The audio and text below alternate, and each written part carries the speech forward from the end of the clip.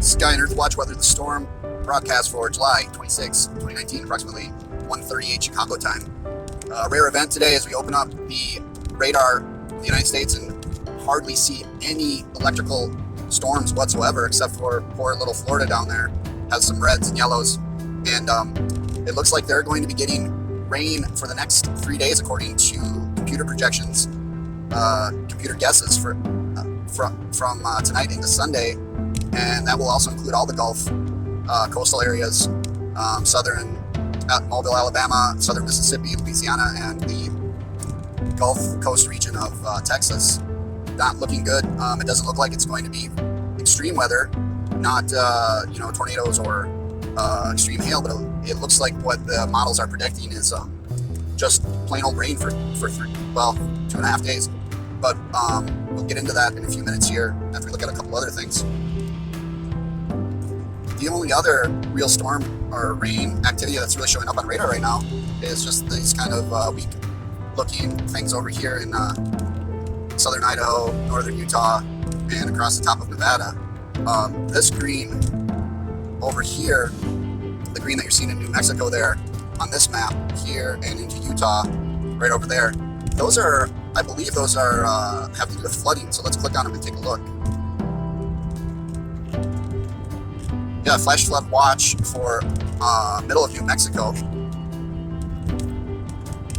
There, actually from central New Mexico, kind of Arizona border, Silver City, up to north, up to Gallup, and then across to Albuquerque, and then diagonally across up to the northeast part of the state, also extending up into southern Colorado, front of the mountain range. Kind of they had some flood activity there earlier this spring, up to Pueblo, just north of Pagosa Springs also, and then into Utah, also Provo, up to Salt Lake City, and south down to Richfield, Monroe. And there you can see those little bits of isolated thunderstorm activity. Let's click on that and make sure we know what we're talking about. Flash flood watch remain in effect for 9 more hours.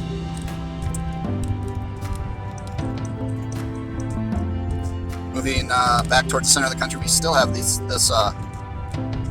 red areas in the Mississippi River Valley flooding. Still, I mean, that's been ongoing. I would call that at this point, after months and months of being in flood stages, I would call that climate change. I believe there's also some flash flood warnings down here in Florida. Yeah, flash flood warning for 2 days. And like I said, it looks like the computer models are expecting rain for the next 2 days. So that's Bloomingdale, Florida, and also a little patch down here in on I-75 near Sun City Center. You can see there some red thunderstorm activity popping up. Also in Bethany, Florida. So those are some things to be aware of if you're traveling I-75 or in that area. Moving west across the Gulf states, coastline, Louisiana also. Flood warnings on the coast there. Over here by I-10, Jennings, Louisiana. Zooming back out, otherwise looks pretty clear. But as we'll see when we look at the forecast in a few minutes here, this area is expected to get rain, a lot of rain for the next couple days. So that's going to be definitely an area of alert once again. Other than that, it's unusual to see the United States is clear of storm activity and rain.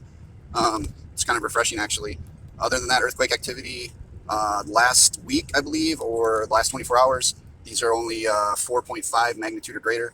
There's a little bit near Oklahoma, and the China Lakes Naval Base continues to see seismic quake activity here near Ridgecrest. I believe it's Ridgecrest, California, where they had the big one a couple weeks ago. Let's click on that and see what it is. The red one is a 4.7 magnitude, which is pretty good. 18 kilometers east of Little Lake, California. So kilometers are some type of measurement that's kind of similar to a mile. I'm just trying to be funny because, miles, kilometers. So let's take a look at some interesting news stories, and then we'll jump to the 3-day forecast, the weekend forecast for the United States.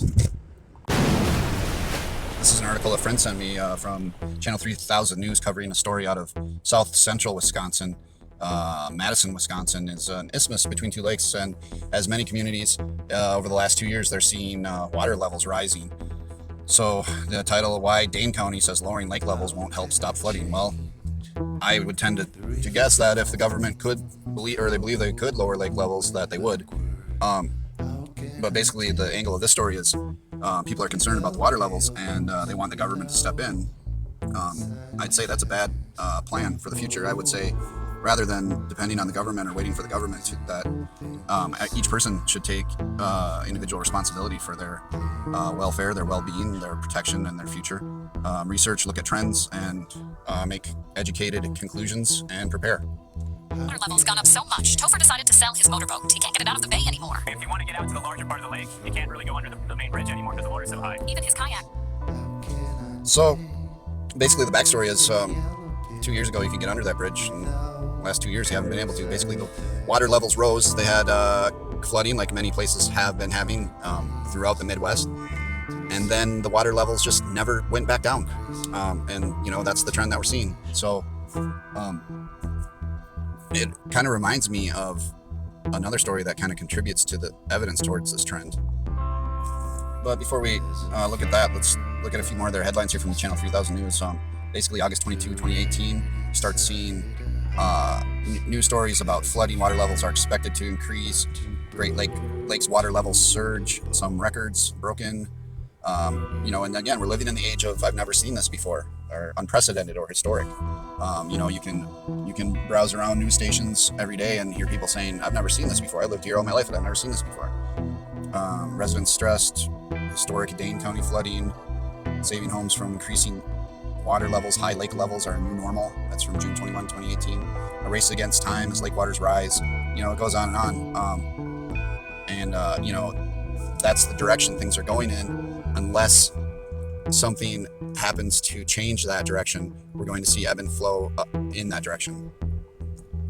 And that's when you really need to start looking at why, which isn't always easy, but anyone with an internet connection can do enough research to find some theories, at least, or some probable reasons why things are going in this direction, and it's out there. You can find it. And then after that step, the next step is to create a logical and insane plan. A logical and insane plan, not a logical insane plan. To cope, to plan, to thrive, to prosper in this new or the next phase of weather and climate. This morning I woke up and it was sunny.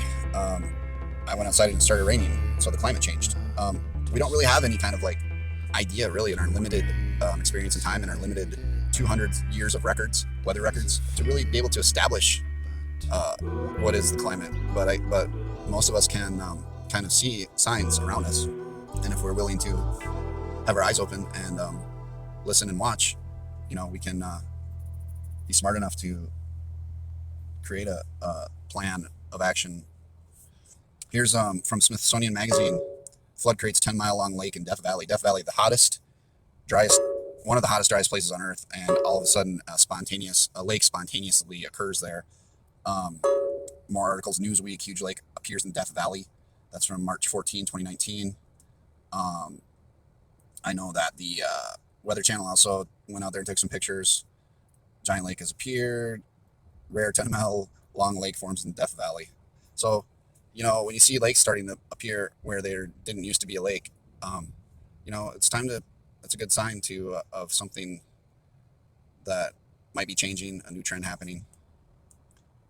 So let's get on to the 3-day forecast, and we'll see some concerning amounts or duration of rain in certain areas.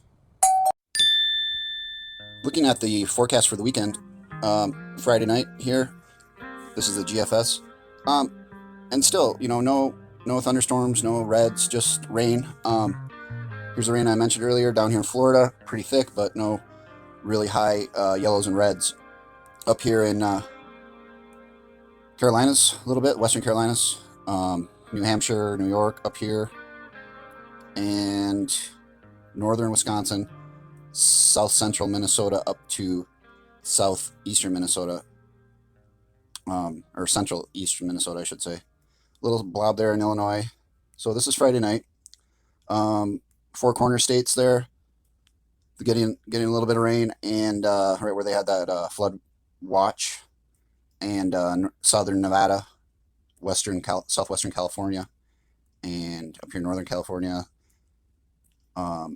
western Oregon.